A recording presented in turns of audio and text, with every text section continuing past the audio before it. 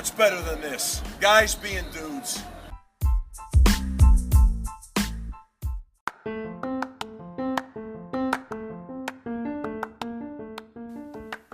This podcast contains language and themes of an adult nature and is intended for a mature audience. Hello and welcome to the Busted Barstools. You are joined by Beric, the coach, the doctor, and myself. How are we, gents? We all good? Hello. Yes. Hello and good evening. We're very well, thank you. Bonjour. Don't you speak for me? No, I'm just thinking that I looked at the listenership and we've none in France, so I thought it might. If I open with bonjour, we might get a couple. You know, It's due to their high level of surrender, coach, that they don't listen to our delightful podcast. well, look, I need to try something. Gonna kick things off with a little bit of good news. A good news story for you lads. I think I know where this is Okay. So the Florida Ironman was on this week, going. Oh, okay. and one of the finishers was a gentleman by the name of Chris Nikic. And Chris Nikic is the first person with Down syndrome to ever complete an Ironman. So that was quite a good, feel-good story. And what a champion that bloke is. And does he listen to the podcast? That He might is now because we've called him out. that is a really good feel-good Yeah. story. Put us in a... It's supposed to like wanting to knock the head off each other. I might just put us in a good mood to begin with. Let's see where that goes. It's wishful thinking. Yeah. We're 45 seconds in, I'm sure there'll be an argument somewhere. In the next 2 minutes. Yeah, possibly. So, what do we tune into this weekend, lads, and catch the eye?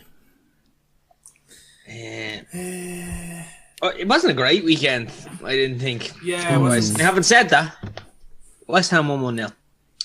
Can't argue there. Did you see the penalty? Did everyone see the penalty?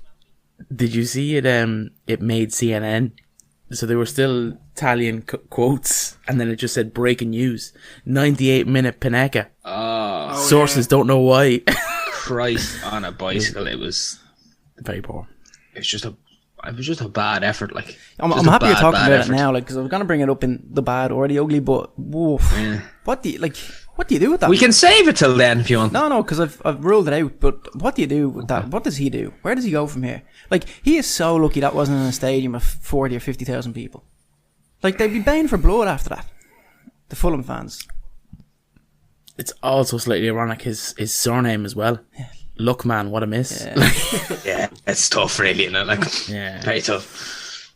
Like, surely you have to give yourself the best chance of scoring. Like, do you know what I mean? Like, if you're that taking a situation. 98-minute penalty equaliser, Rifle it down the middle. you just blast it, like. Yeah. Because even if, like, it's very, like, even if, say, the keeper was standing there and it hit off him, like, there's more chance of fucking hitting off him and going in. or if come you back just out for blast a it. rebound. Yeah, like. Or coming out, exactly, yeah. As opposed to fucking just. Yeah. But And it was so blatantly obvious as well that he was doing it. Like, there was no subtlety in it whatsoever. Like, his whole body curled up, and then he just shifted at it. Like, it was horrific. It was so I bad. wouldn't say Scott Parker Rumour is a has good it- person to deal with after something like that. No. Massive fan of Scott Parker. Big Brit. God bless him. So that's what you're going to say. The rumours going around. He's still lying on the pitch in the fetal position, trying to get over his miss. Like, I just think the logic behind it, not only the game situation, but you're a side that's going to seriously Really struggle to stay up this year. Yeah. You need every single point you can I get. can't see him on penalties ever again. Do you think there was it was a massive, obviously, ego moment where he's like, I'm going to look class here. Yeah. Do you know what I mean? Look, Or as it goes in, you add 5 million to your value, don't you? So yeah, like has he gone? Fulham probably going down this year. If I pull this out, Now's my time. and that's why he's playing League One next year. Or not playing it at all next year. Is he? Where's he from? English. I don't know an awful lot about the Fulham squad. Or Was there not another fella called Lookman that played for Everton? No, it's not the same fella, is it? Coach. couldn't. well, Lookman, sorry, apologies, I was looking up Lookman there. He's born in London. He's born in London, yeah. So Maybe he's a West Ham. Maybe he's boy. actually a West Ham fan. He's come in from Leipzig, so big, big reputation. Even he's only got 11 games there, but From Leipzig. yeah, Is He won't that be going right? back. With a new jersey from the Tree Bus to Barca. From the Bus to Barca. Sorry, I'm still saying Tree Bus to Barca. it's okay not to include yourself. It's like the month of January when you'd be writing 2020 instead of 2021. We'll just move on from that slide. Maybe it's what I'm really hoping. We can just get back to being the original Tree. It's not though, because I actually got a text from a friend of the show there the other day talking about the beef between me and the coach. I won't have it. So there is no beef. We're pals. Yeah. We'll just brush by that real quick. Likewise, I got a text also. Look, Yeah, they just don't. You can't handle the heat out of the kitchen. Do you know what I'm saying? What was the quote? No one complains about Shannon not liking Skip. You know? that's it. That is, yeah. Smart fella who said that. Yeah, it's just genius, I think. Ahead of his time. A visionary. Anyway, why don't we kick into the first klaxon? We're going straight in. It's me this week, isn't it? Yeah, oh jeez. Little bit of a twist this week as well, as I've changed the klaxon. So when the first one goes, you can decide what sound it is. Maybe if you want to let me know. So God, that sound that we had for the last 2 weeks, it was like I was hearing it when I was like going to sleep and all. Yeah. It was like in my brain.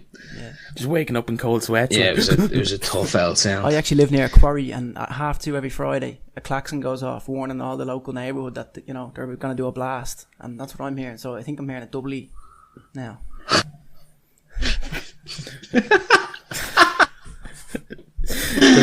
Does Fred slide down the back of the dinosaur as well? It sounds like the doomsday alarm music. No, it's more like you have 3 lads on the dole whipping around on electric scooters. But look, Yeah, nice! Here, before we get into that klaxon, did you see the video of the young Flintons Town? On The electric guard scooter? on the bike. Have you not seen that? 14, you're recording me. He's whipping around on those electric scooters, and there's some guard on a bike chasing around behind him. No, He's come here. I'm 14 and you're chasing me. Cop onto yourself. It's fucking unreal. And he's like going in and out of like flower pots, and the guard is on the bike chasing him. And like people put it to Benny Hill music because obviously what else did you put it? But like, Yeah. it's great to see fucking guards and the Gaudi out in force and doing well, you know. Yeah. Coach, we ready to go? I'm going to start Berwick's clock in 3, 2, 1. We're going. Okay. I'm going to kind of go the same way I went last week. I'm going to pose a question to the squad. First, I'm going to just talk about what went on. My pick of the week this week was Devin Haney and Gamboa in the boxing. Devin Haney won, kind of just outclassed him, really. Devin Haney's only 21. He's a very, very good boxer. Gamboa, 38, Cuban, very kind of like crafty boxer. He's had a rough go now. That was Devin Haney in this fight, and then he got knocked out by Gervonta Davis in his last fight. So I reckon that could be the career gone. Well, not gone, but maybe, like we were saying last week, could be time to look at the outer retirement. I know people are probably going to say that I keep on going on about this division, but there's just fights I want to see. Do you know what I mean? There's fights I want to see.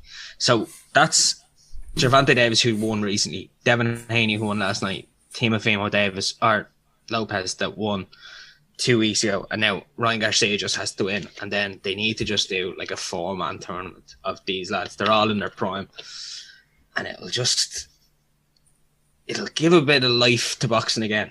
Kind of the same way that when AJ and Fury and all started kind of progressing in, and there was big fights there to make. Like, boxing hasn't had big fights in a good couple of years, really. That like mainstream people cared about. Like, you know what I mean? Like, you can argue Pacquiao and Mayweather, but probably about 5 years too late, really. As well as that, the UFC was on this week. Who was on? Glover Teixeira beat Thiago Santos last night. He is 41 which again kind of kicks back to what we were talking about last week. When you look at him, he's 41 and on a 6-fight win streak now. So like we were talking about retiring when you get to a certain age. If anything, that's proof that it is a kind of a case by case basis. Andrei Arlovsky was also on the card, who I think is 43. Like, he was the UFC heavyweight champion in like 2005, and he just fought there again. Like, this is his second time fighting this year, 15 years later. So it's case by case. You can just be an absolute savage mutant and just take abuse all your damn life by the looks of things. The question that I'm going to pose out to the gents, I don't know if you have seen, but Deontay Wilder has been kind of coming out recently with some outrageous excuses for why he lost to Fury. It started off with, I don't know if you've seen the fight, he came out in this, he always kind of like dresses up when he's walking out, like, so he came out in this big fucking, I don't even know how you'd describe it. Is the question, what would we dress up as walking out? No, I know what it is. He said the suit was too heavy, and that's why he lost. Basically, originally, it was like a originally he Transformer suit or said, something. yeah, it was some stupid thing. And what would you dress up as? Come. He said originally said the suit was too heavy, and that's what kind of ruined his legs. He said he had no bounce in his legs trip for the fight. Kind of went quiet then for another couple of weeks. A couple of weeks ago, then came out and said that Fury had like weights in his gloves, and that's how he knocked him out. And then the other day he came out and said that his trainer had poisoned him, as in had a muscle relaxer in his water, and he gave him throughout the round. So like, the question I'm going to ask is, and we can bring this back to a broad stroke of sports, how do you feel about people making, like, you know, the way people make excuses after they lose? Like, what's your stance on it? Like, you know, the way, like, because sometimes, I'm not saying now everybody is at Deontay Wilder's level of the ludicrousness, but like, I know, say when McGregor fought Mendes, he had a torn ACL, and I remember John Kavanagh saying at the time, he's like, if you do fight with an injury or with an excuse or whatever, no matter if you win or lose, you should never mention it, because you've made the choice to say fight. So what do you reckon on a, say, where do you stand on excuses for losing, if you know what I mean? It's definitely a case by case basis, and I think it always looks like sour grapes. Like, I think, to be fair, the year the Cavs lost to Golden State, the year with like the J.R. Smith fuck up in game one, basically, LeBron came out afterwards and says, "Oh, I've actually been playing with a broken hand." Oh yeah, I do recall that. And it was just a poor look. Now, I agree with what you said about John Kavanagh in that, win or lose, don't admit to it. But like, if the story breaks, so and so has an injury, and they're managing it to play, that's fine, if that makes sense. But, and I understand from a fighter's perspective, you're never going to say, "Oh, by the way, I'm going into this fight and I have a dodgy knee," because you don't want to give a weakness away and stuff. I think what John Kavanagh said there is probably the best. Is just don't. If you win or lose, don't, because if you win, someone else is going to break the story for you. They're going to say, "Oh, Jesus, how good was he?" And not alone that he three bones broken in his foot, like Khabib was in his last fight. Yeah, like Dane will break it, or the media will break it, either way, and then you just look, it kind of cements your status as an all-around badass. Yeah. See, it's kind of different in team sports, isn't it, really? Like, you can't say, like, I suppose no one's going to turn around and be like, yeah, we lost because the keeper was shit. Yeah. Well, I suppose they are kind of, aren't they? Like, But people I do say think, that as well. like, every interview should just be like Erling Haaland, just straight answers. Yes, no, maybe, I think so, I think not, whatever. But I think that it depends, as Sasquatch says, I think it depends on what they say. Like, there's an element of excuse where, I don't know, over the years you would have heard probably Pep or Klopp or someone like that say, you know, we just weren't ready. We're not there. We're not fit enough. We've only been a team for X amount. And that, I kind of appreciate that or whatever. But when you're coming out going, "Oh, well, I had a broken hand or bone in my hand, like, and stuff like the water bottle. If put your money where your mouth is, and bring him to court over it. Then if that's the case, otherwise you're just lying. Yeah. Do you know what I mean? I actually think he is bringing him to court. Is he? If he's bringing him to court, fair dues, and like, But I could bring you to court though, just cause like, do you know what I mean? If he goes to court and wins, you'd be like, "Jeez, there was something in that." But because he's coming up with 3 or 4 now, like, why did he wear the suit? Yeah. Why is that an excuse? Control your controllables. Do you know what I mean? He could control that. So, like, why did he wear it? He knew how heavy it was going to be. He just always does it. Like, yeah, I think what his original problem with it is he put it on. He puts it on, say, just before he walks out. Like, he always kind of has, like, it's never the same one. It's always like a mad fucking robot-y looking thing. But I think what his issue is there was a delay in the start of the fire. So he, like, put it on For too long. and then ended up having to sit in the back for 40 minutes with it on. I'm like, Because then you have to question it. where's the Like, that's not a high-performance boxer. That's an entertainer. You know what I mean? Yeah, but that's what high level boxing is, though, Nick. Well, then go Do you get not think so, entertained. no? Like, I don't know. I just think that's bollocksology. You know? It's probably a silly thing to do, like, Oh, it's on a completely reflection, silly thing. obviously. Like, I don't know, if you're I don't know, Anthony Martial, are you gonna get ready to walk out for United with a pair of boots that are too heavy? You're not gonna do it. Like, I actually though. remember what it is now. He wore that thing because it was on Black History Month or something. It was something to do with, like, it Black was Panther some type thing. form of political stance, Which he's quite strong if on. you will, like, which he is quite strong on. Like, I used to love Wilder, but I just think, like, you can only have so many excuses before people are just gonna go like, "Oh, this fella is talking again." Do you know what I mean? Like, it's just like, please stop. Like, Is it an ego thing though? Like, is it a case of, like, we all know fighters and boxers have tremendous egos and they have to, for their own sake. And is it a case of he got beaten by Fury, bearing in mind, say, the 2 years Fury had prior to the fight, and he can't this fully is the process. rematch now we're talking about. Yeah, I know, yeah, but he can't fully process that he was beaten by this man. Do you know what I mean? And he has to find an excuse, and it's getting more and more ludicrous. But he actually just can't say, "Do you know I what? lost, Better man than I bet." what does he want ultimately? Does he want a rematch? Like, what is he actually looking for with these excuses? See, this is the thing. There is a rematch clause in the contract, and they're meant to have a rematch. Okay. So, like, But to me, from the outside I- looking in, it looks like every time I see Fury on social media or whatever, he looks like he's getting better with age. oh yeah, 100% he is. Like, he moves like kind of no other boxer. Like, do you know, well, no other heavyweight boxer. Like, he's just outlining his feet now. But like, Wilder has never been the most technically good boxer. Like, he's like, you never go in there. Wilder's no technician. Like, he just knocks people dead. Like, He was quite late coming to boxing though, wasn't he? I think he has a deadly story. He came into boxing because his daughter has what's that thing?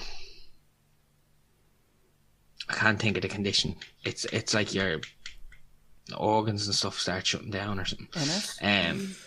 Is it MS or maybe it is MS? I can't think of it. I'll have to look it up. So that's basically what he done. Like, so he was just like, he used to work for like FedEx or something, and he was like, I can't get enough money for her working here, so I'm just going to start boxing. And then he got, after a year and a half training boxing, he got a bronze medal in the Olympics. Like, he's a freak. Like, he just has unbelievable power. I think he told that on Joe Rogan. I think that story. Yeah, he did. But he was kind of found out. Not found out, I suppose, but like, he didn't look himself. Now, I will say, give the man the benefit of the doubt when he did fight Fury. But like, the excuses now have kind of wore thin for me. Like, at the start, I was kind of like, oh, you just kind of, when you like something, you just kind of let it go. And now it's like excuse 3 and excuse 4 now, and I'm like, Yeah. oh my god, what was that noise? What was it?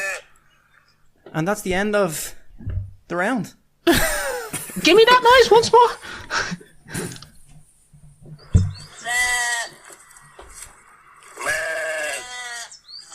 I think the first one might have been better. And that's saying something. Look, this is what we're in. This is the week that we're in, you know. A slightly different Berkshire and Tumble this week. Yeah. But I've taken on feedback from friends of the show who say they tune out when I talk about fighting. So I'd like to get the guys involved now. Yeah. Look, no, it's Very interesting. You know who you good are. point. Go fuck yourself. Yeah. No, it is a very interesting point though, and I do understand that's not a fighting specific issue. I think it's just on an individual sport when that a person keeps coming up with excuses. It's all the more glaringly obvious, I suppose. I also think it's something that we'll see in the UFC going forward, possibly, because it's becoming more and more like WWEF a lot. And I think if McGregor continues to, he might have a fight this year or whatever, the early part of next year. But Anyway, if he starts to disappear, and we're starting to get kind of 3 or 4 disappearing of like main names, they're gonna have to inject something in because it's getting a little bit stale, and all these storylines, and I just think we might end up seeing a little bit something like that in UFC. More to the walkout, is I suppose what I'm saying. you wouldn't Similar know to though. It boxing. could go the other way of the professionalism and be more like the Premiership and just be like, You'd hope there's so. games every week. There's like, you know yeah. what I'm saying? It just goes on. I'd love to see that, there's like no need for- I know we have our rankings, but more of a league table-y, tournament-y style of Yeah, see, Bellator used to do that very well. They used to actually do, well, they still do them actually. They do like tournament formats, like, so I like suppose you know who you're fighting. Say if in a month's time. you beat yeah, whoever, you know who your next opponent is, like, which it's kind of good, like. And if they could like maybe find a way of actually being able to quantify who the pound for pound best fighter is instead of just making wild ludicrous claims. But I don't know if they can though. It's the same as the.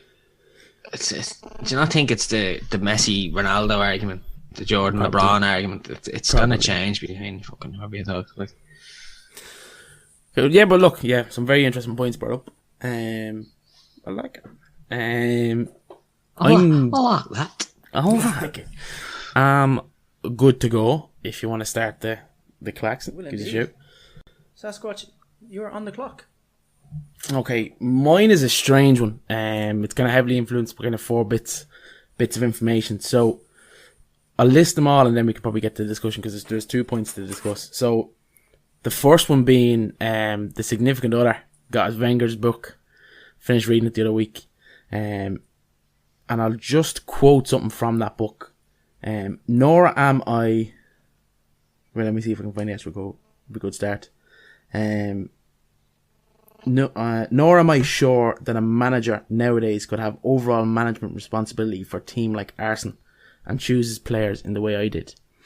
And then obviously I don't know if you've seen during the week, Bill Belichick has come under a bit of pressure. First kind of poor season in a while. A lot of people are calling for his head, not as the coach, but he also doubles up as the GM. So I suppose what I'm getting at there is I want to kind of query, do we see kind of a shift in power of the first team coach and his role almost relinquishing? Like, I mean, you look at Ole Gunnar Solskjaer at United, and it very much seems as if he's not picking his players. He's been given players. He doesn't have this overall control that you'd arguably say Klopp has at Liverpool, or has had anyway in his 5-year tenure. Definitely doesn't have what Ferguson would have had in terms of control. Are we seeing a shift with the role of a first team manager or coach just being on-field performance and not kind of squad management or selling or buying of players? Is that kind of more heavily influenced by people higher up the operational chain? And then the second piece that kind of I decided to bring in was, I don't know if anyone reads The Athletic. There was a fantastic article about 2 weeks ago on Ajax and the model they've adapted. So basically, in 2015, Holland fell outside the top 10 in the European coefficient, which meant that even if you win the Eredivisie, you're going to have to go through at least one stage of qualifying. So what they started doing is they adopted like a game theory model, and their budget is based on Europa League. So that's just to stop you there, budget. for the listener, your average listener, game theory. What is it? Explain So that, I suppose. game theory is like a statistical, economical, philosophical model based on decision making. So similar to Murray the Ball first last thing week. Elements. Sorry, Elements of Murray Ball. Elements. Well, game theory can cover war, business, or a game of football. The first thing you need to know is what type of game you're in. There's two types of games. There's finite, which would be a game of football. So you have set rules, known players, and the object of the game is to win. Or there's infinite, an infinite game, which has known, changeable rules, known and unknown players, and the object of the game is not to win because you can't, it's to keep playing the game or maintain your relevancy. And that's kind of what a lot of professional sporting organisations are in. No one can win the Premiership every single year, but the objective is not to be a Portsmouth and get to the FA Cup final and then go bust. So they've adopted a model where their budget is based on Europa League squad, because worst case scenario, they'll finish first or second and they'll be in the Europa League or they'll be in the Champions League. And you definitely kind of seen that in 2019. They got to the Champions League semi-final, fortunately beaten by Spurs. They have sold, I think, 7 or 9 of the 14 players involved in the two legs and have made a profit of 184 million on those players. The most notable, obviously, being Frankie de Jong, went to Barcelona for 82 million, was purchased for €1. There's one for you there. So basically what I was querying is the diminishing role of coaches. Are we now getting to a stage in sports where clubs are buying players as assets as opposed to actually always thinking about performance on the field? Like you look at United, Van de Beek, Pogba, Bruno Fernandes, arguably are all three of the same ilk, but what United actually really needed to buy this year was a defensive midfielder, like a Thomas Partey. I know he's only played 1 or 2 games for Arsenal, so I might be jumping the boat. Yeah, I think so. Just when you say the about Ajax there and kind of making the 184 million, I don't know if I'd want that to be my club. Like Ajax is such a club steeped in history, you know, winning the Eredivisie and you know, Europe, being in Europe the whole time and all this sort of stuff. I know they've had to adapt, but you think of every coaching program probably anyone's been through in football. It's all been a lot of it has been brought back to Ajax and what they done years ago and in Holland in general. And now they're turning to a club kind of like a Brentford where you work players up, make a profit, and go again. Now It's just a feeder club, innit? Like the way Southampton was. a little bit, yeah. But is that not... Are they not playing the game as best given the cards they were dealt? I mean, no matter what they do, like they will always have to qualify for Champions League until obviously Holland get back up to where they should be in the world rankings. The Eredivisie is never going to be a Bundesliga, a Premier League, La Liga. Does that not drop you down to it? Does that not drop Ajax out with the category of, say, your Barcelona, though? Because Barcelona aren't ever going to be a club that, you know, build players up just to sell. And it seems like that's what Ajax will be doing. I know you're saying the card they dealt and stuff, but do you not have to stick out strong and hold on to your Donny Van de Beeks and your... Do you know what I mean? I do get where you come, but I think they're making the best. I do think they're making the best of what they can do. I don't think we'll ever get to a stage where someone will go, "Oh, do you want to watch United Chelsea or PSV Ajax?" You're probably still going to watch United Chelsea, even though it could be a puke game. You'd still rather tune in. I don't think it's going to be like, you might maybe say it's United Chelsea or it's El Clasico. Do you know what? United on poor form, Chelsea on poor form. I might actually stick on El Clasico. Yeah. Unless you want to be in poor form, I wouldn't watch El Clasico. Yeah, well, look, no, I know it's dropped in the past couple of years, but say 4 or 5 years ago, before diving was a thing. Yeah, that's true. With your first point, Sass, I think I'm just thinking about it there while you're chatting. I think it's going to be the first club that gets the balance right, and I think Liverpool are probably evidence of that last year, probably getting the whole system right with... Here it is. So they've obviously got Michael Edwards, who's doing a great job at selling players that are probably don't fit into the plans anymore. Klopp is 100% obviously having input into who he wants, and you take that and play it against Solskjaer, who seems to just, as you said, get given the players and he's got to coach them. And if you look around, like I don't think Arteta is going to be like that. I think Arteta is definitely going to have input into who Arsenal bring in. Similar with Lampard. If he's not being telling, if Lampard's not telling the board the positions, he's definitely having input into what players it is that he wants, and it just doesn't seem to be happening at United. But I'm sure the doctor will have an opinion on that. Yeah, I Unless he's broken. Solskjaer, I'm a fucking broken man now with the way things are going at United. I don't think Solskjaer picks the team at all, to be quite honest. I do think it's all fucking the people in power up at top saying who we can and cannot play and what kind of formations. Like that, I mean, Van der Beek could be a good example. They paid 40 million quid from, and he's been on the bench nearly every game. I think he's only started maybe 1 or 2 games the whole season. He started one in Europe, did he? I think that was it. He started one in Europe, and I think he started one in the Premier League as well. And a lot of onlookers, a lot of fans are saying the same thing, like, the fuck you pay 40 million for and leave him on the bench. When you've two fairly similar players in Fernandes and Pogba, like. Yeah.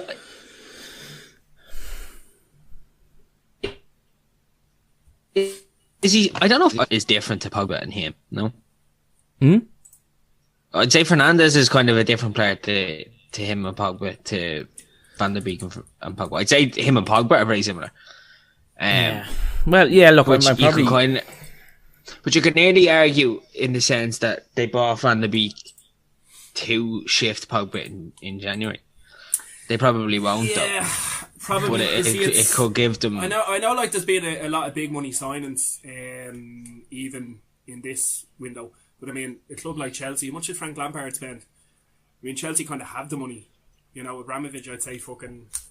What's his worth, like 10 or 12 billion or something like that? Yeah, but they had 2 years to save. True, actually, yeah. That's Do you know, true. like, when you think about it. There's a big benefit to that thing for Chelsea was that Jody Morris was in the club, who's now Frank's assistant, and he's known basically every player that's gone through the academy because he's had the 23s for the last 3 or 4 years. So it's been a massive asset.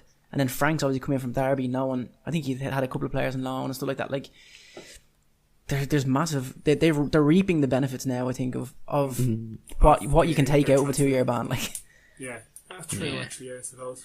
Like, he had to. Like, Frank was in the position really where he like, there was no bailout for him. If you know what I mean, it was literally just like, these are your players, make them play. Do you know, that kind of way? But I think as a result of it, he was also kind of, well, look, if it doesn't work out, we're not. Yeah, the safety net, really, didn't he? Like, it kind of like I can play Mason Mount and I can play Tammy Abraham and I can play these lads. Like, having said that, Mason Mount actually is a very, very good player. Yeah, Tammy Abraham's not bad either. Like, so like it worked out well for him. But like I suppose, like you said, if those two boys had been dirt, shockers, he would have had he'd have had the benefit of the doubt to just be like, yeah, but you're on the back. Do you know, that kind of way? So I suppose he had the best of both worlds there, really. Like, they need to. Apologies, lads. Go on, continue your point, Beric. I just wanted to get that out there. Gone over a little bit. I can't even remember the point I was going to make. It was about. Like, I think we need to get to a stage again where it's just like, I think people in clubs need to know their role, if you know what I mean. Like the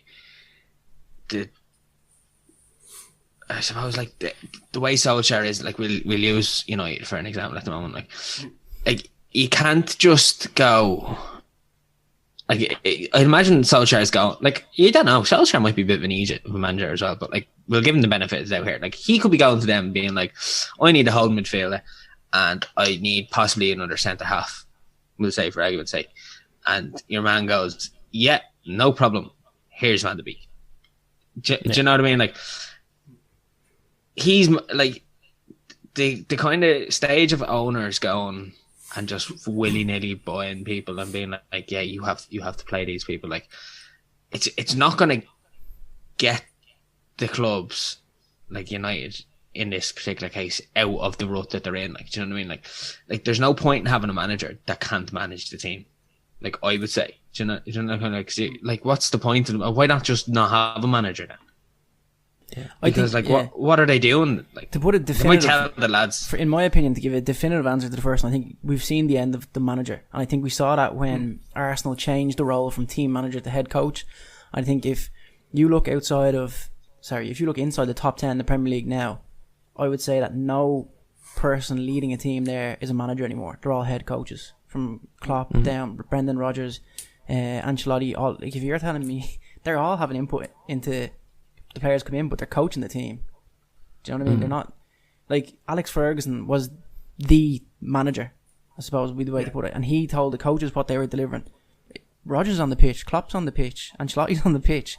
You know what I'm saying? And the other side of that is, I would say, when you think about it, Ferguson's probably managing everything right down to what meal they're having.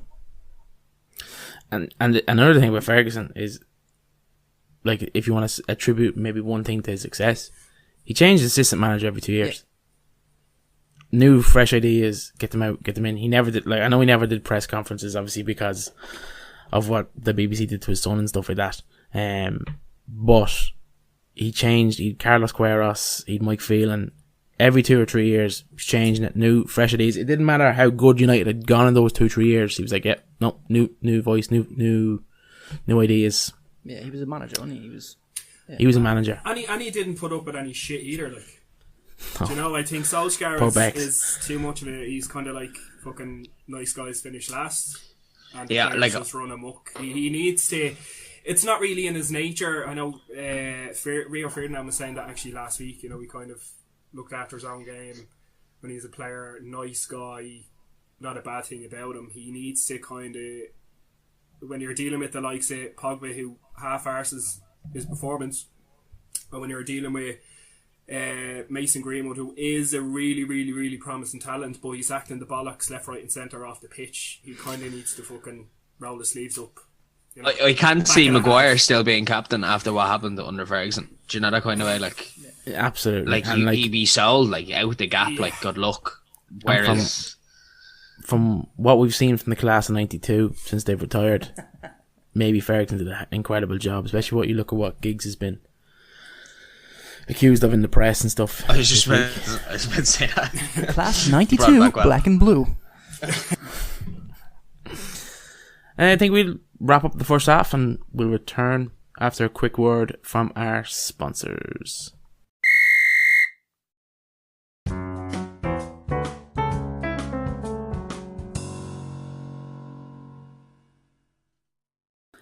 Hi everyone, it's the Sasquatch here from the Tree Busted Barstools podcast. This episode and all episodes in season 2 are produced in partnership with the Square Ball. The Square Ball is located just off Marion Square.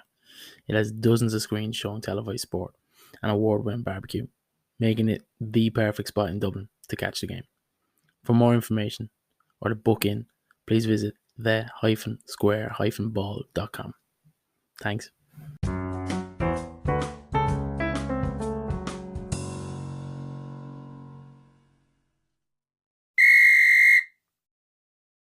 Hello and welcome back to the second part of episode 9, season 2.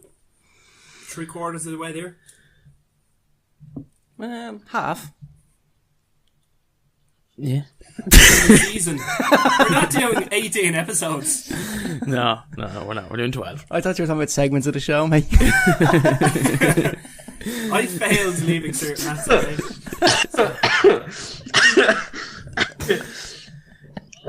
Anyway, I think next up, it's the good, the bad, and the fucking ugly with the coach. You can run your own time now. On your own time. Borrowed time, I'd say. Okay, so I'll start my own clock. So, the good, bad, and the ugly this week, fellas. The good, Alex Cora may not ring any bells in your head, or it may. He was the Boston Red Sox manager, if we're coming back to Sass's, story earlier on. But Boston it's Red always Sox, full circle, isn't it? It's always full circle. Always. He was the Boston Red Sox manager and originally left by mutual consent after the whole Astros sign stealing debacle in Major League Baseball. So basically, what the accusations were against the Houston Astros is that they had a center field camera behind the pitcher, and that they would read kind of straight away or live of what the catcher, the guy who stands behind the batter, what signals he was making with his fingers or with his hands or whatever to the pitcher to try and read what the throw was going to be. So the Astros coaching staff obviously were suspended and left the job because of this, And Alex Cora, as it was a couple of years later, was with the Red Sox, and he left as well. He stood down from his role. The Astros then were fined $5 million, and they were made forfeit their first and second round picks in 2020 and 2021. Now, all that aside, the strange thing for me in all this is that it was never actually a rule not to be allowed to do all this. It's more kind of done in good faith, or whatever you want to call it. It's frowned upon. It's seen as like baseballers themselves see it as an art of the sport, being able to read, signs and stuff like that. But it's kind of frowned upon to record with technology, if that makes any sense. So what I want to know is it a case of this is really good analysis, which is what I think, or do you think it is cheating? So it was basically slated as cheating, essentially, by everyone else. Quite weak on baseball. Apologies, just to stop you, but the good story is actually that Alex Cora is now rehired as the Red Sox as of yesterday. So sorry, I forgot. I left the actual good news part out. Yeah, but, I seen that. I didn't get one bit of good news. Yeah. Seen that. Good news: Alex Cora is rehired as the Boston Red Sox team manager. Sorry, go ahead. I seen that, and I also listened on audiobook to Astro Ball, which was the story that was released before the bad news broke. Similar to Moneyball, and they were relentless in their analytics approach and stuff. So they probably are good. It's quite similar to Spygate with New England and stuff like that. Again, it's not a definitive rule, but it's a bad luck. It's a black eye for the game and stuff, and that's why they were so harshly punished. I think even if you're not a baseball fan, you've seen that thing with Joe Kelly throwing the pitch at the players and getting ejected. It's a strange one. In relation to Alex Cora, money talks and winners get paid. But is it okay? Question to the table: do you see it as cheating? Well, it's hardly cheating. I would imagine. I know, slim to nothing about baseball, Same. apart from the fact that just from watching films and you see it on telly and all, they be putting their fingers down like a 2 or something. Yeah. I imagine that if you put your fingers up, say as a 2, that's not a all around sign for the same pitch. Would I be correct? No, there? I'd say it depends on the team. I imagine each team has their own. Yeah, so 2 might call be a as fastball such. or a curveball or a knuckleball or whatever you want to. Splitter. Yeah, so surely then I would sit on the side then it's not cheating, because you could is it? Say to take it to NFL, if you were playing, say, Kansas City on the Sunday and were to turn around and you were watching, people watch tape on shit, and if someone was to go, when they're running a slant, say for Tyreek Hill, Mahomes calls 17. So when you hear 17, you know what's happening. Yeah. So surely it's the same, no? And I think is that not just good analysis? No? I think I agree with you, Coach. Yeah, big time. I think it is, but I know baseball people are disgusted. I'm not sure the ins and outs. I think it was more the manner in which it was done. I think it obviously was done previously, stealing signs and stuff like that, but it was picked up by the players. They just added a new level of it. It was been beamed, and I think it was actually on a tablet. In the coach's dugout, in the ballpen, instantaneously. Obviously, as I said, it's not a rule. In 2017, though, after the Red Sox allegedly used a smartwatch to steal more signs, the commissioner warned that all teams would face more serious sanctions. 2019, then they went one step further and introduced officials to the replay room. The replay room is an 8-second delay to the coach and staff of either team that they can watch, and the official themselves watches it live. So I think that's quite interesting. So they don't actually use their own analysis, which is a bit odd. But I think around the table, are we all in agreement that's good analysis? They're $5 million fine, which probably isn't too much, but None. forfeit their first and second round picks for 2 years. That's serious. And on the Astros, their level of analytics was unreal. They picked up a pitcher. His name escapes me. He was a relief pitcher for the Mets. And they worked out the rate his curveball oscillated would make him the fastest pitcher in the league, but he never got to throw a curveball as a relief pitcher. they signed him and he was one of the key pieces in their championships. So their level of analytics was off the charts. It was like complete new age. It was phenomenal. So probably was just good analysis. Interesting. No, it's 100% good analysis.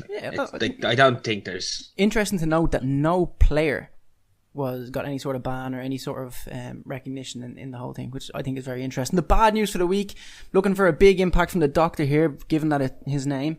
WADA issued an apology to Mamadou Sakho of Crystal Palace this week for a 30-day ban he received in 2016. In March 2016, you remember, Mamadou was missed kind of the back end of Liverpool's season, Europa League final, and then therefore missed out on the French Euro 2016 squad. Which they won. What I want to know is, what is enough compensation, or is there enough compensation for what he missed?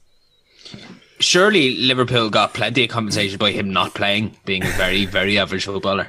You could arguably say that they needed him in that Europa League final. They were short defenders. So WADA, explain that again, sorry. So WADA basically issued an apology this week to Mamadou Sakho and a compensation package. So I want to know, is there enough compensation to miss out on the back end of Liverpool season where they were in a Europa League final that debatably you could have changed the game, and also to miss out on France's 2016 Euros squad? A once in a lifetime opportunity probably for him. Yeah, it's a kind of a once in a lifetime opportunity. Is there enough compensation? What was the story? Did he miss a test or what? No, they misinterpreted his test results. Apparently, he was on fat burners, and whatever was in the fat burners led to a false negative, a false positive. Do you want to call it that? Did they release the amount of compensation that he got? Was it financial compensation or was it an undisclosed fee? No, there was a disclosed fee. So I want to know: is there number one, what would you be talking in the region of, and number two, is there any amount of money that can make up for that? That's a kind of a tough one to answer. In terms of a financial package, I mean, is there examples of it happening before where someone is being heavily... There's no examples of actual payments. I actually have an example of his. Yoel Romero was by USADA obviously flagged as taking performance enhancing, I don't know, the actual drug escapes me, but it was from a tainted supplement, and he ended up proving that it was from a tainted supplement, sued the company and received 25 million in compensation. But he didn't claim... He didn't receive it, but he was... But he never got anything from USADA, did he? Well, I suppose it wasn't their fault. See, it's not USADA's fault. Yeah. Wait, on the other side of that though, you have to remember, Sakho missed out on that French squad who lost in the final of the Euros. And they lost. Again, another final he possibly could have made a difference in. You've also did he receive a runners-up medal? You could argue it's in the post from WADA.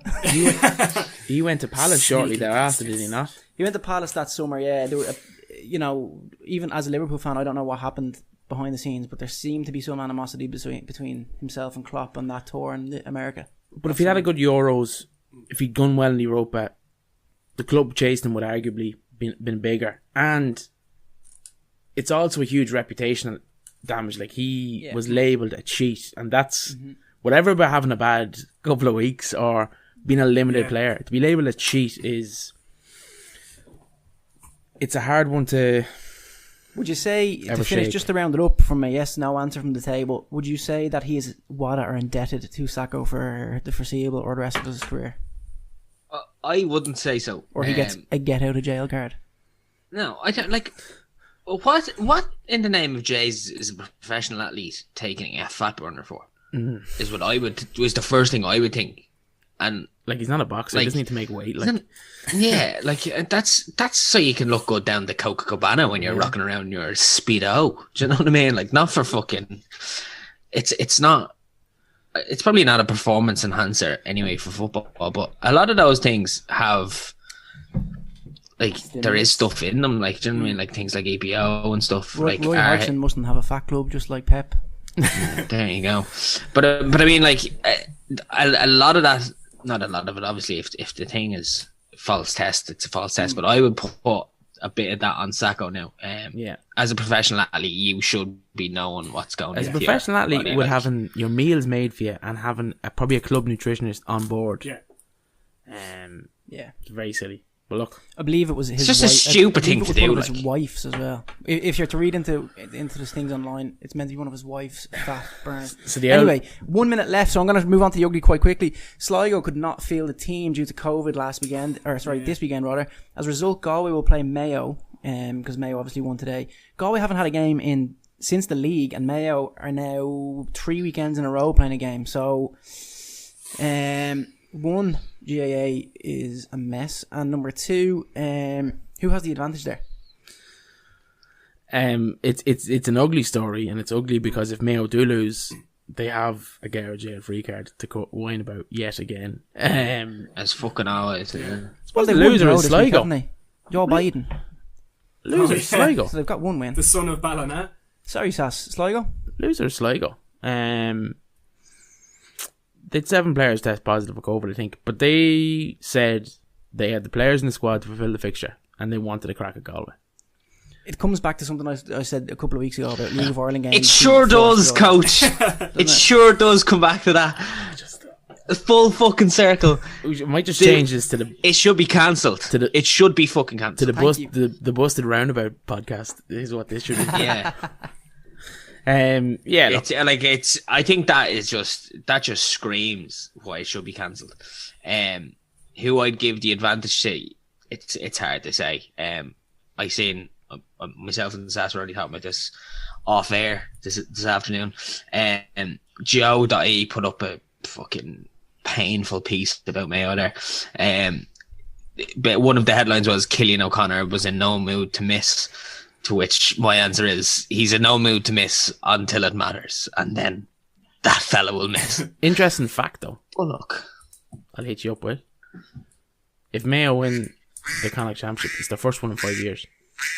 Haven't won a Connacht Championship since 2015. There you go.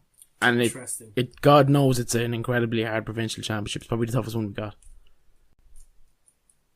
New York there, always difficult task. And London. they're insufferable. They're just terrible. Like a good mate of mine is a Mayo fan, and it's tough. It's tough. Yeah. You tend to go It's missing when just- there's a fixture. Like Yeah, Phone's it's just broke, like. constant. There's talking like you can't be going on about bleeding dropping trophies, and you're not. The reason you're not winning is due to a curse. The reason you're not winning is because you aren't good enough. You haven't been good enough for any of the finals or semi-finals that you have been to. And let me tell you, is you're moving further away from being at the level of good enough to win it than closer to it. Look, No lads, time this to conversation makes me angry. Go on, Doctor, yeah. I think if anything, Mayo will be buoyed by the news that Kerry are no longer in the championship, and they were supposedly one of the favourites to the All Ireland outside of Dublin. They were the favourites to kind of beat Dublin to the All Ireland this year, but they were beaten actually tonight in extra time by Cork. So yeah, last kick of the Cork. game. Fair play. That has been this week's Good, Bad, and the Ugly. Thank you. Excellent stuff. No. Have we any questions this week? We do, but we have one thing. But we've 2 fan questions. But prior to that, we've the doctor's orders. Doctor's order. Silly me. How fucking rude of me. Obviously, the doctor Please. was. Because he still thinks we're the 3 busted bar stools. That's why. Yes, he's counting. I would never forget you, brother. Don't you ever worry about that. So I suppose, Coach. Yeah, look, Start you know that clock. the doctor's time is expensive, so we'll start your clock now. Yeah, thank you very much. So this week I'm going to be going somewhat around the world to many different continents to just run through a couple of odd and bizarre rules in sport. So the first one is from Major League Baseball. Don't know much about it, just looked this up. So ambidextrous pitchers, we all know what ambidextrous means. Yes, left-hander and right-hander. So the player can't go pitching with both hands. He has to inform the ref or the umpire or whatever is officiating the game which hands that they intend to use, and they have to stick with using that hand. And can he switch between games or? Between games, yes, but not switch between hands in the same game. Okay. So I wonder if injuries affect that now. That's interesting. I think if it's a pretty obvious injury, an exception can be made, yes. But I'm not familiar. I'm sure it has happened where someone has switched hands before, and that's why they probably brought the rule in. But I'm not familiar of any recent incidences in which a player has been called on doing that. So yeah, ambidextrous pitchers in baseball got to use the same hand. Do baseball team managers, just on that, do baseball team managers then pick batters in order to face a right or left-handed pitcher? I'd imagine, They must do. That would be quite tactical, yes, but I don't know, to be quite honest. Not going to beat about the bush. Baseball's getting a lot of love here today for a podcast. I'm going to get myself a Dodgers jersey after this. Of four lads that have no idea what the fuck's going on in the game. Oh, yeah. I've watched Moneyball. Hey, everyone has watched Moneyball. It's one of the best movies ever made. Yeah. The next one is quite a funny one. Now, bear with me because it'll be quite controversial as to whether you would class this as a sport. I think it is, in theory, classed as a sport, but I'm not sure how we feel about it. Chess have an anti-cleavage rule. So, in the female sport of chess, if a player deems their opponent to be having too much bust out, they can report it to the ref and have them expelled from the game. But it's not enforceable in the male game, so I may have a massive opportunity there. Unless you're like, I don't know, wearing a jockstrap or something, and they're like, "Here, ref, this is a bit too much exposure. I want him suspended from the game." Some religious grounds. Yes, so I think they have like this 2-button rule where you can't have more than 2 buttons open at the top. Pretty much. Mad and bizarre. Next one, hold on to your hats, people. In tennis, if a player's hat falls off during a serve or a return, the opposing player can call for an obstruction. And it was an example of this, Andy Murray and Thomas Berdych. I don't know if I'm pronouncing that correctly. But in the US Open in 2012, I think could have been the quarterfinal or semi-final. Berdych is the name. Berdych. Thank you. Berdych. So basically Andy Murray was having like a point winning or match winning serve, but his hat fell off. But Berdych clearly could not get to the ball to return it anyway, but he called for an obstruction. And was Andy Murray Scottish or British at the time? He would have been British at this time. He would have been British at this time, yes. Get that in every time he's mentioned. Yeah. It's important. It was the semi-final on centre court at the US Open, so hold on to your hats. Next one, right? So this is kind of a bit odd, and I'm hoping one of our obvious members of the panel will be able to answer this, because my interpretation of the rules when it comes to fouling players is that the ref can only judge what's going on above the surface. So in water polo, as obvious as this is, you cannot grab a player by the scrotum. It's an offence, and it can lead you to being removed from the game. Now, I don't know if there are different rules in water polo around the world in different countries that it's played in, but my interpretation of the rules is that the ref can only judge fouls that he can see above. So you can kick the shite out of each other underneath the water. But if Vinnie Jones would have had a field day. Yeah, but if you're if you're grabbing someone or pulling them down, the ref sees whatever is going on above the surface of the water. He can only judge what's a foul and what's not. Maybe you can jump in there, Barrick. I think it's very difficult to see a scrotum grab, as you so eloquently put it.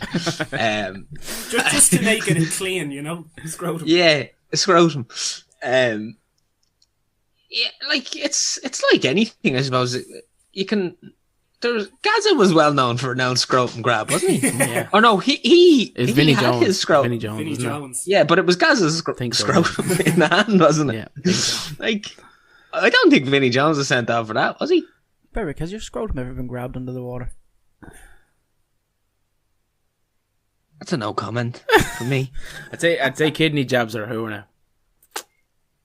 They're actually quite. What I do know a lot of players do is, because their speedos are so small and tight, that they actually do a lot of pubic hair shaving, so their pubes aren't getting pulled either. Okay.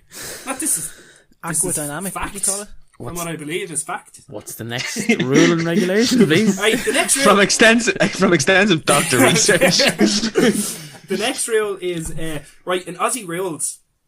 Now, they may or may not have changed this law as it is in recent times, but in Aussie rules, a team captain can ask the umpire to do a head count of the opposition to see if they have more than the regulated 18 players on the pitch. So basically, what happens is if the team captain asks for this, everyone gets pulled into like the centre of the field, and the umpire or referee or whatever basically just does a head count of the opposition team.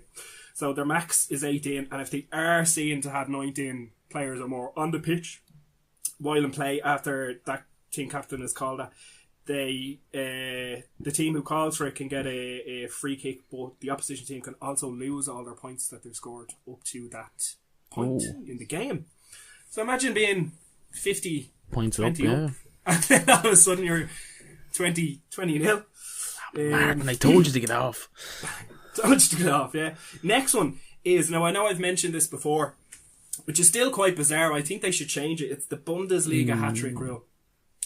Kind of actually annoyed me when I found out that this rule actually exists. You remind me. Basically, all 3 of your goals must be scored in the same half, and goals cannot be scored in between your goals. So this happened to Haaland, and it happened to Sancho for Dortmund last season in the Bundesliga.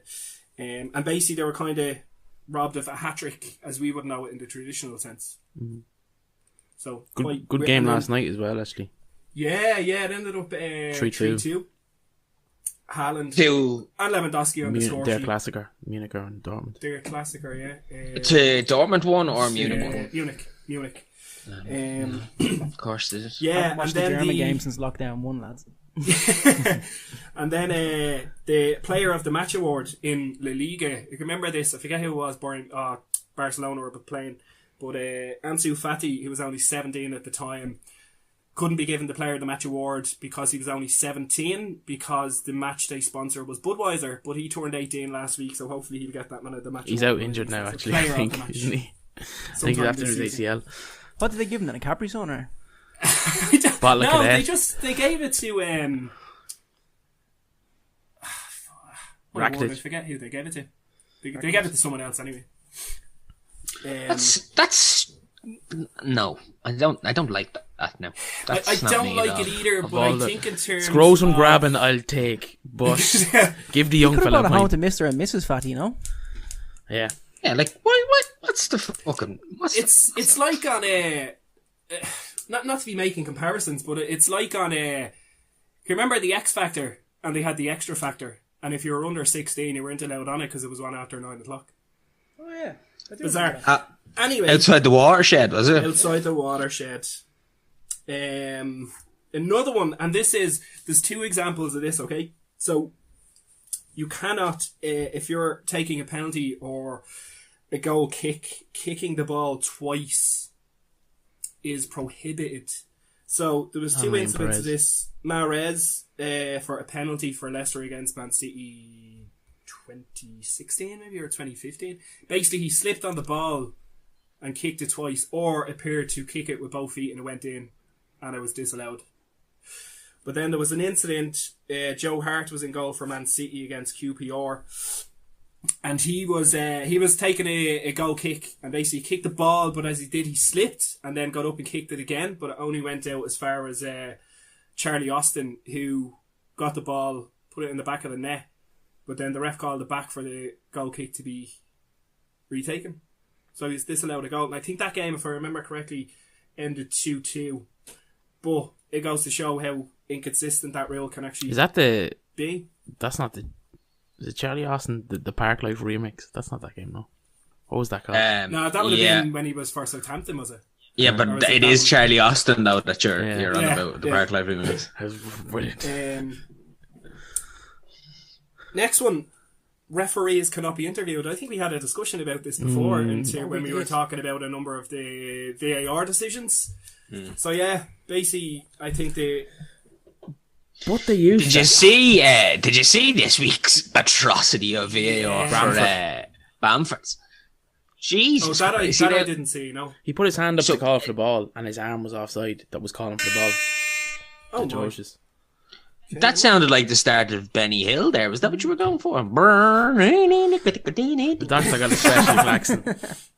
I'm not getting off this point. I'm sticking with it for a minute. Some pretty bizarre rules out there in sport. Plenty of bizarre rules. But the Bamford one, Scandalous. like, it's getting to a stage now. I think we did say this originally. Like, it's ruining the game. Like some of the VAR decisions.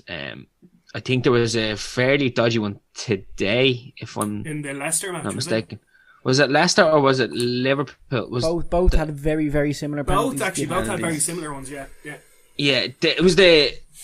I didn't see it now. I just seen it on Facebook that there was a you know, the way Lad Bible or Sport Bible or whoever have it up, and it's this week's VAR. But it's every time there's a game. It's just. I actually think the ones today with Leicester and with Liverpool were harsh, but they were probably penalties. And the reason for that is it's a player going to cross the ball. The fullback's running. His arm is in a 90-degree angle as if you're running. But it stopped the progression of the ball moving from the crosser into the box. So I can see it there. Okay, it's harsh. It's not on target. But yeah, go on, Sass. Can I bring up something? Mm-hmm. Is this scope for bringing back the greatest thing in association football? The indirect free kick. Because, and let me say this here, there's been 40 penalties so far in the Premier League this season. We've not had 80 games yet. Like, you're guaranteed a penalty in a game, and it's taken away from it. I think if it's an accidental hand, it's an indirect free kick.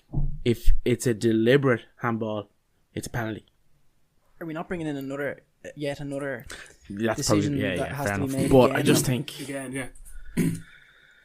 I'll tell you, no, the one, when you go back to that Bamford one, Patrick Bamford made a great point after the game that, yes, his hand was offside, but he's not allowed to score with his hand. Exactly. Well, have I... Like, I always thought I knew what offside was, but I'm fairly sure I don't now. I thought when you're offside, to be deemed offside, it has to be a part of your body that you can physically score with. So, like, chest, your head, feet. foot, your chest, your head. Like, sure, that, like, what's the... You see... So, now essentially outstretching your arm, I did see the line was from his shoulder down.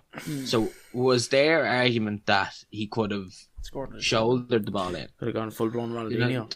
Done a bit of a Balotelli and just... I don't know if you watched Match of the Day last night, but Lineker had a poll up on Twitter, and it was, you know, should VAR stay or go, effectively. And it's obviously here to stay for good, but 73% of people said that it should go. I think in its current phase it doesn't work. Yeah, we have... This is a topic that we talk about an awful lot. But I think it should be like it's... It just needs to be fixed. Like, it's just so broken. Like, there's the idea behind it is very good, but the execution of it is dog shit. Like, until we hear referees' explanations, it's not going to make a difference. Like in rugby. Don't you try. No, I mean during the full game. circle again. No. Here comes the full circle. I think they should be wearing a mic. If they're not giving interviews, they should at least have to wear a mic. Yeah. Now that's one thing I'd have a bit of time for. Yeah, I don't mind that. The rugby aspect of it. I don't know if any of you seen the All Blacks in the Australia game. There was 2 red cards in the first half, and the referee purely went through his checklist. He was like, contact with the head and the shoulder. There's no mitigating circumstances. Yeah, there's no drop in the player. Unfortunately, it's a red card. And while I looked at the actual footage and was like, that's a yellow card 5 years ago on both instances. I understand that he had no choice because that's the rules, and then the referee is no longer the target. Yeah. Rip up the rule book. Don't rip it up. Just adjust so you get more exciting games. Yeah, it's a product. Yeah. Product, gents. Yeah. Sure, I went through the stats on penalties and handballs a couple of weeks ago.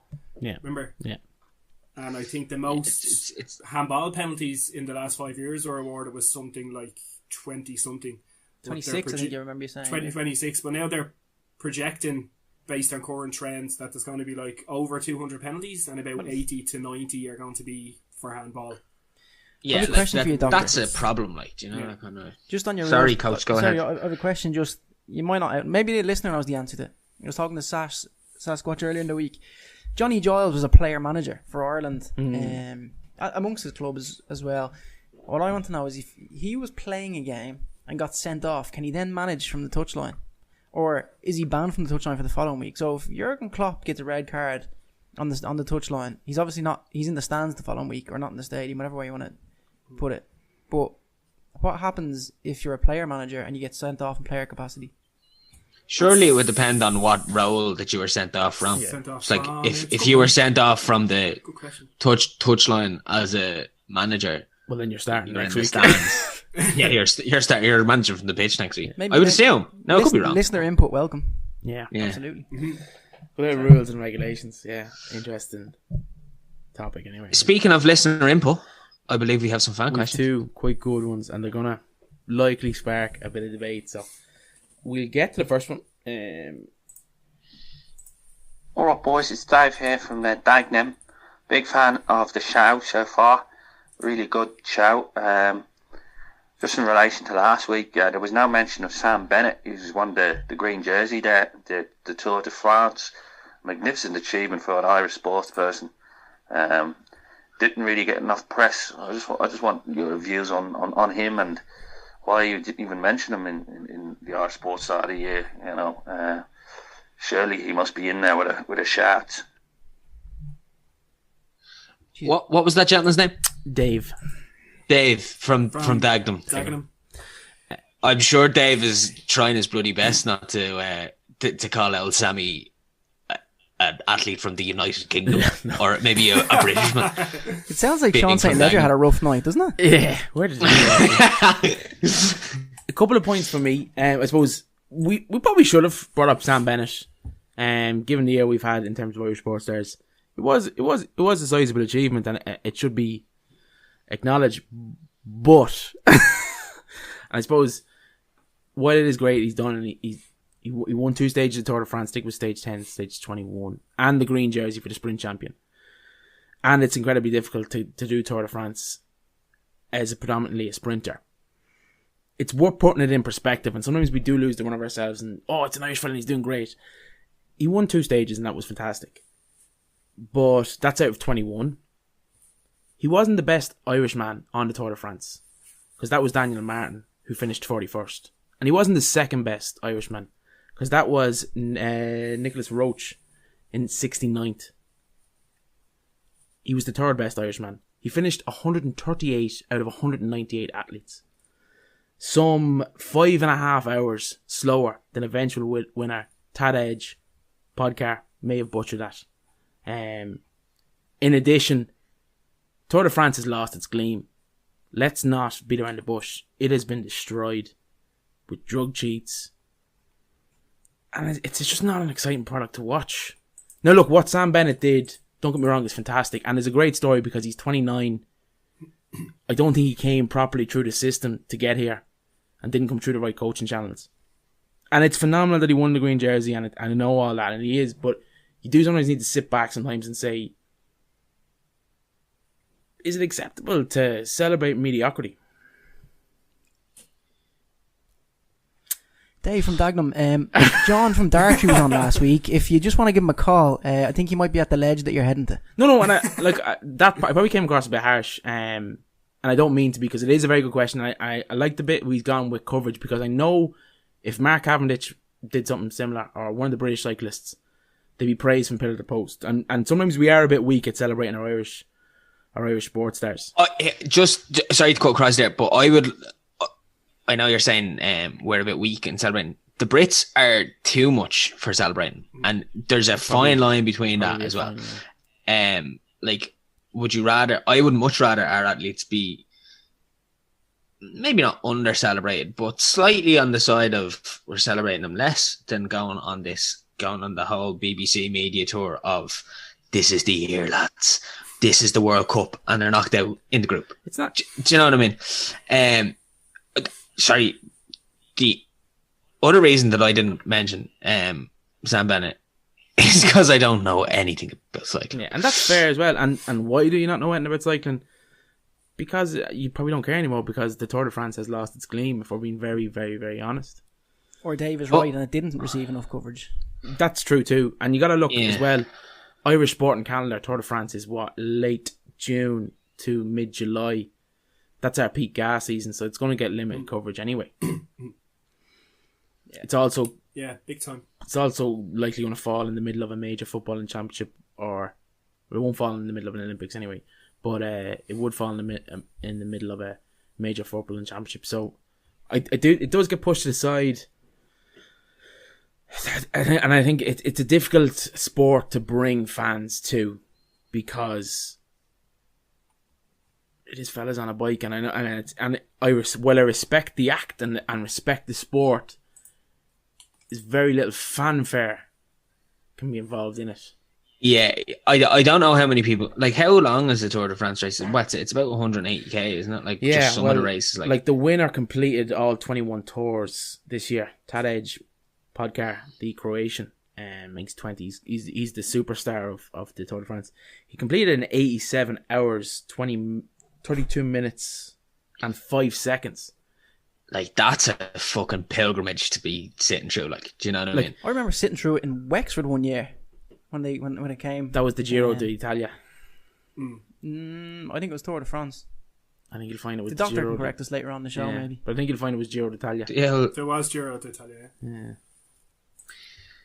No, look, and I do get where he's coming from, and I just, do you know what? I think endurance sports are always going to struggle to get there. The Tour de France is one of those competitions that you don't realize how absolutely unbelievable you have to be the worst competitor in it. Oh yeah, it's like the CrossFit Games. Like the level of like, how good you have to be to finish dead last at one of these events is insane. Like, and now, having said that, even I know that about cycling. Like, I'm not saying that your man Sam Bennett is a mug or anything like or I just think I'm always going to say Katie Taylor, guys. Yeah. I don't know if you've realised this, but since fucking season one, I have a personal spot in my soul for young Katie Taylor. And if I ever have... Yeah, the question came to us too early. It came to us too early. Yeah, the question did come that too is early. It's a December question. And it's something... That's actually an off-air Barstools conversation we had. I think, was it? Was that an off-air conversation? Yeah. And I think we were all in agreement that the question was just, it's just probably 2 months too early. Yeah. Just to add one thing there, lads. Sass, you want to get your facts right? 13th of July, 1998. I visited Enniscorthy. Right. I thought you were on about the most recent thing. No, mate. Enniscorthy, that was me there. Side the road. Oh, right, Jesus. That year they completed 3,875 kilometres. That was me, Enniscorthy. With me saying, I thought he's the culture of this whole setup. Don't you be turning culture on me now. There was a Giro d'Italia here in 2014 from the Giants Causeway to Dublin. Yeah, and that's what I thought. Tour de France. Yeah, no, that's okay. Yeah, and you know what? You've proven your points. And you know what? If Dave from Dagenham wants to come back and say, look, you're completely wrong, I disagree, and you want to correct me, and everyone wants to, that's fine. Yeah. We're willing to be wrong here. Why not? But I'm never willing to be wrong, but I'm willing to debate a man. Because you have to be pragmatic and say at the end of the day, we're just arseholes with microphones. Yeah. You're correct, but I would like to know, as Dave is from Dagenham, what his opinions are on Katie Taylor. Maybe if you could send us something in next Sunday morning, would be fantastic, as Katie fights next Saturday night, I believe. I feel you're trying. Maybe he's claiming I feel you're just starting. You're trying to ignite an argument here. I think he's trying to produce the episode that will be the end of the podcast. I feel you're trying to be spiteful here. Anyway, we have another fan question, and this is going to be quite a long episode, but this is quite an interesting fan question, so I'll just play for you now.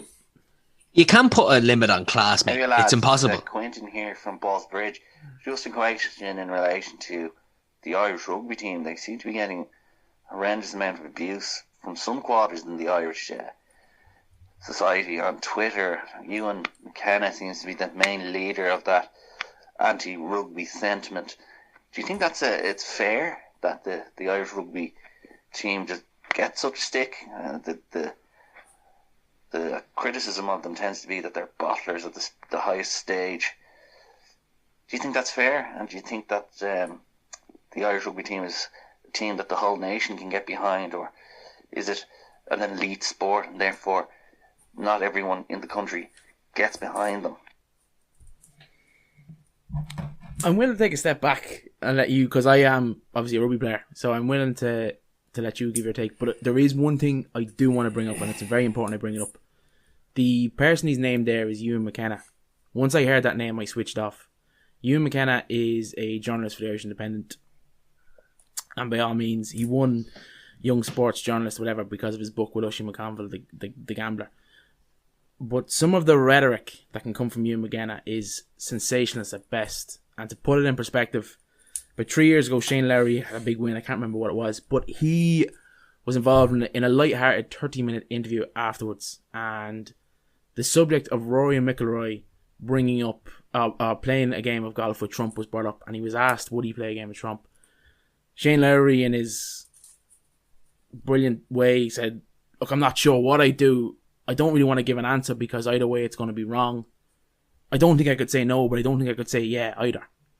To which Ewan McKenna took to Twitter with a trade and said, while he's happy for Shane, his acceptance of fascism won't hold up as well as his name on a jug. And when called out on this, he goes, he accepts and promotes fascism. This is a fact. So that kind of just gives you an insight into the kind of stuff Ewan McKenna puts out there. Not something I pay a whole lot of attention to. But interesting to know on the other aspects what you guys would think. You probably go ahead here. Like my level of rugby knowledge is fairly limited here, to be fair. I think it's only natural that if like your team doesn't play well or gets a bad result, people are going to be calling you out and getting on your back. If your team are playing well, you're going to celebrate whatever success comes their way. That's only natural. But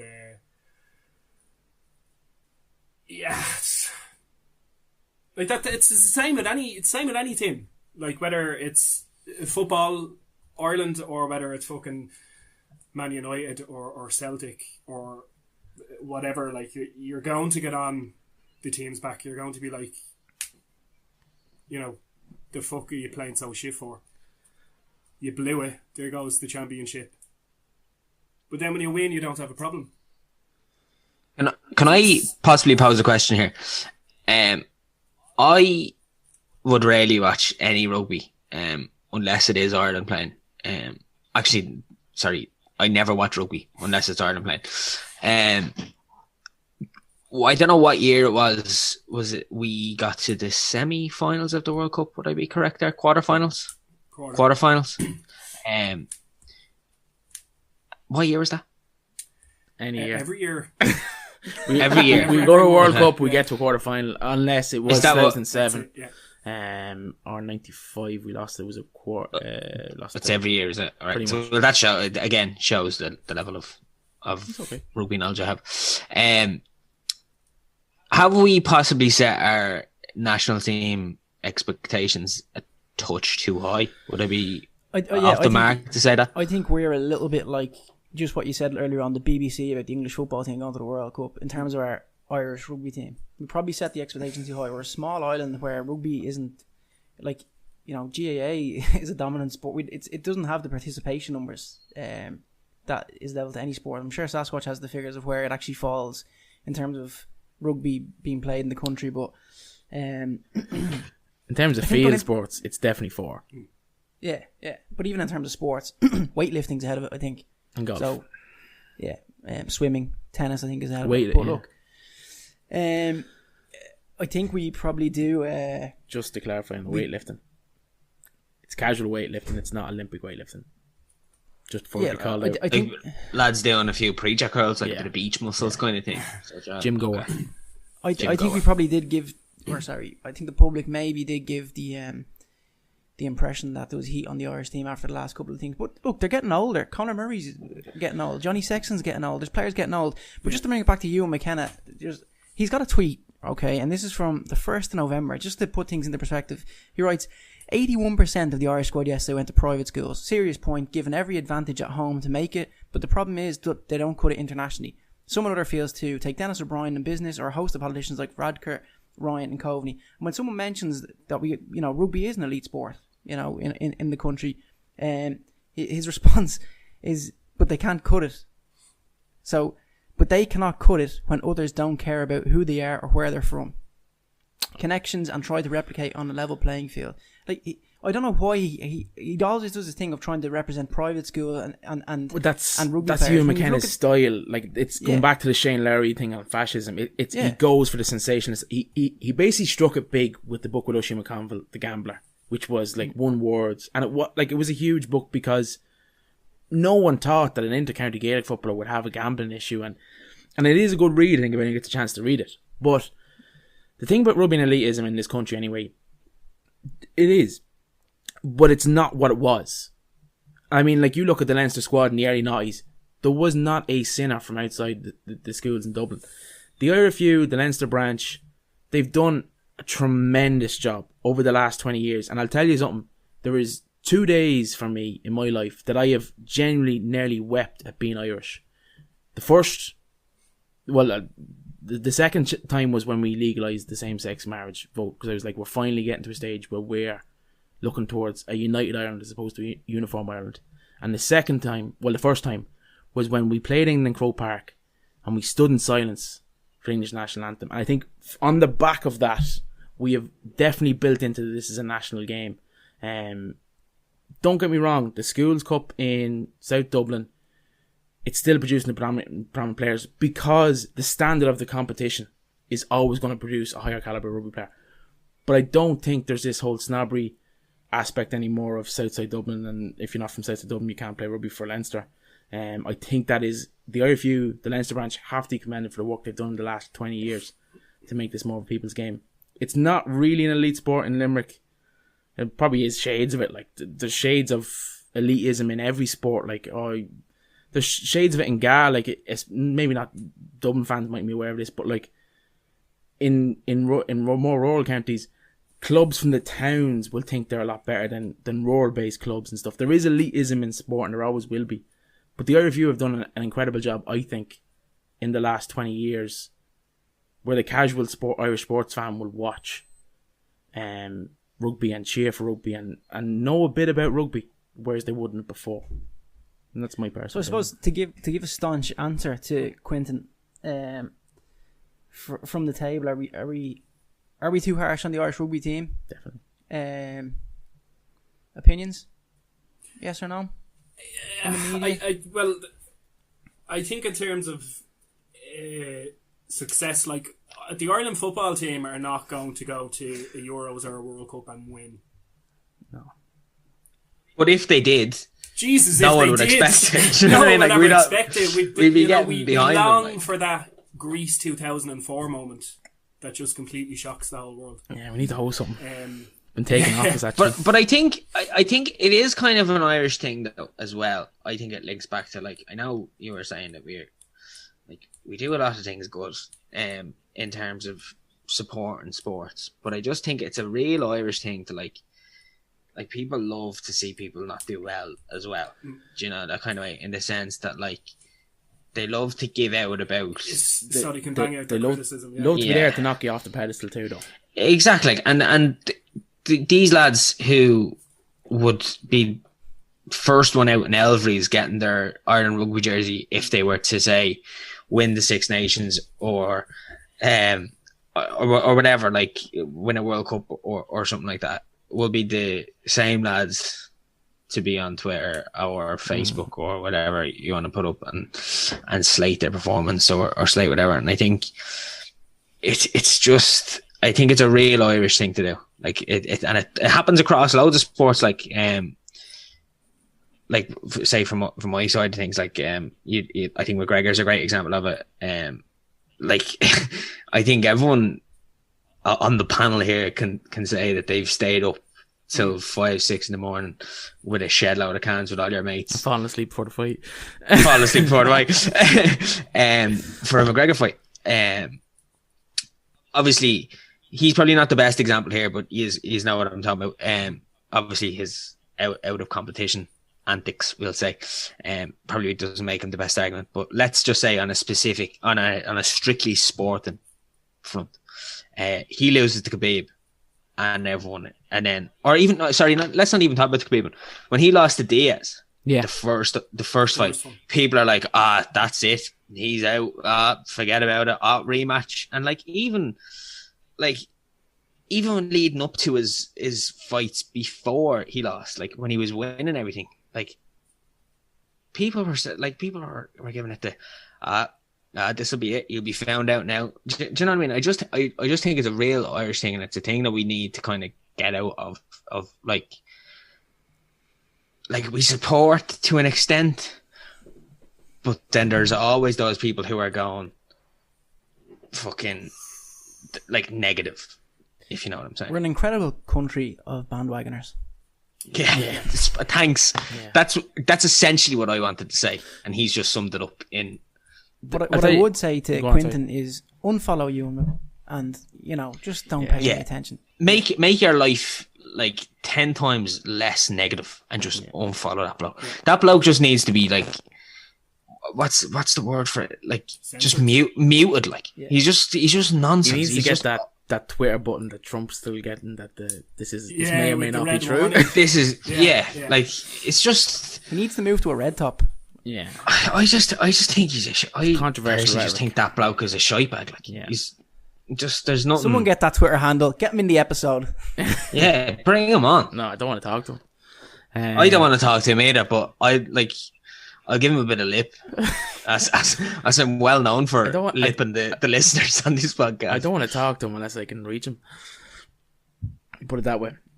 Jesus, actually, the incredible country of bandwagoners doesn't really go hand in hand with Sam Bennett, really. But look, sure, we've said it now. Yeah. Geez, yeah. Thanks, Quinton. See, a Croatian man. Yeah, cheers, Quinton. Like solid questions. And Dave from Dartry. Dave from Dagenham. No, Dave's from Dagenham. Sagnam. Yeah, don't be trying to claim Sam Bennett as being English either. That's or Katie Taylor after next Saturday. Especially Katie Taylor. And please don't send in a question next week trying to spark an internal row between Barstow. I suppose, as harsh as this may sound, we do always have the option not to play it on. We have a responsibility to our listeners as well as our barstools not to incite hate. I have nothing else to add, gents. I think that it's a long old. We also don't condone large gatherings or house parties at this current time. Yeah, but I may have suggested have such, cans by yourself. That's all I can say. Or just Zoom with your friends and family. Or just stay hydrated at all times. That's always good. Or stay hydrated. But don't Zoom illegal streams and share them with your friends. Yes, don't do that. Yeah. Always pay for your sports. Yeah. Wrap it up, gents. Oh, before we go, Ireland versus England this week. Best luck bollocks, to. We're going into an international break. Wales on Sunday as well. Another one. Can't wait. Oh, can't wait. Masters golf, we can look forward to. And as well as that, Origin 2 is on Wednesday. Get that in there. If any of needs login details, don't hesitate to contact the show because we're not fucking using them. I have the Watch NRL app, and I think I can have 6 devices, and I have 1. And just hit me up, anyone. Send it in next week's question competition. Win an NRL. Also, it could be worse. Yeah. Also, keep your eyes tuned to the Instagram because there may be another competition coming in the next few weeks. Yeah. Sweet. Christmas comp. That's what we call it. So we go to wrap it up, gents? Mm-hmm. Good. Take it Sweet. away. Close it out. Sweet. Thanks for listening, as always. Yeah. No, I won't leave it at that. We have been the Busted Barstools. I'm getting it now. I'm really just adapting to the Busted Barstools, not 3 Busted Barstools. Kind of like when Zuckerberg changed it from the Facebook to just Facebook. Very similar. Thank you, Doctor. Still refer to their Facebook by some members. By L ones up and down the country. who are sick of nosy cunts on this and want to be DM'd by their babies. Anyway, Ivan Berwick, the doctor, has been the fountain of knowledge, as he always is. Sasquatch, thank you. And Coach, smashing. Great job. Love you. We're best friends. Just so everyone knows. Anyway, we've been the Busted Barstools. Follow us on Instagram at the Busted Barstools. And thank you, Nat. Much love.